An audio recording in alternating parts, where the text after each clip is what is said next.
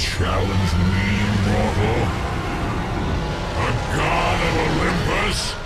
God of War is a fantastic game. It's one of the very few games that I'll ever buy a console for.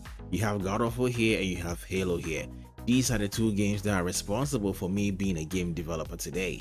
I love everything about God of War, from the Norse mythology all the way to the Greek mythology. Everything that it has to say, I want to hear. But throughout this whole journey, we have seen Kratos go through a lot of pain, a lot of tension, a lot of regret, a lot of really messed up stuff. And at the end of God of War Ragnarok, we get this scene.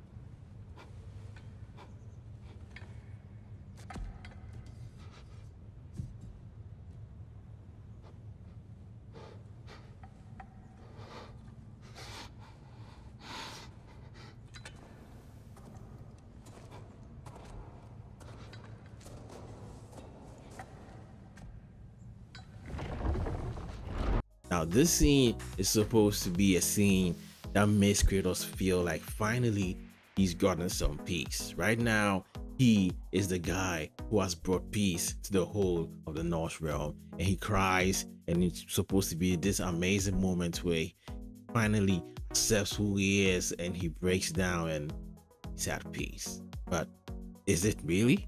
At the end of God of War 3, we see that Kratos has finally got what he wanted. With Zeus's blood on his hands, he looks around the world and he realizes that everything that he wanted was for nothing. Here lies Zeus dead, his blood on his hands, and he still hasn't brought him peace. So Kratos stabs himself in the gut and releases the power to anybody who was lucky enough to be alive at the time. Athena got pissed and she walked away disappointed. These two endings have something similar. At the end of God of War 3, we didn't know there was going to be another God of War game, so this was the developer's way of telling us Kratos is at peace. He's finally let go of his revenge, released the power, and now he's done. At the end of Ragnarok, we also get the feeling that they want us to believe that Kratos is at peace. This time around, he did kill a god, he did kill all these mighty gods, but he did it to free the people. It wasn't out of revenge, it wasn't out of selfishness, it wasn't for anything but just to protect. That is the ending and the message they want to tell us. By the end of the day, Kratos is still not at peace. And that is my problem. When you look at Kratos' whole adventure, he is one that made problems for himself, and on the other side is him being used by other people to get their need. Yes, some of these courses are good, some of these courses are heroic, but at the end of the day, what Kratos wants, he doesn't get, and that is to be free. Free of the memory of the terrible things that he's done, free of the things that he gave up, free of the horrible things that he has done to other people, free of the damage that he's caused to the Greek pantheon and other pantheons. This is what Kratos wants, and at the end of the day, he never gets it. As a story, we want to see our character go from point A to a high point, they make it 360, or they accept who they are and come down. You could argue that Ragnarok is Kratos accepting that he is not a monster. He did some terrible things, and now he is accepting himself to be some kind of guardian, some angel of peace who protects all that. But that is a coping mechanism. Kratos is a man. He was a man who made a mistake. He made a terrible deal when he was young.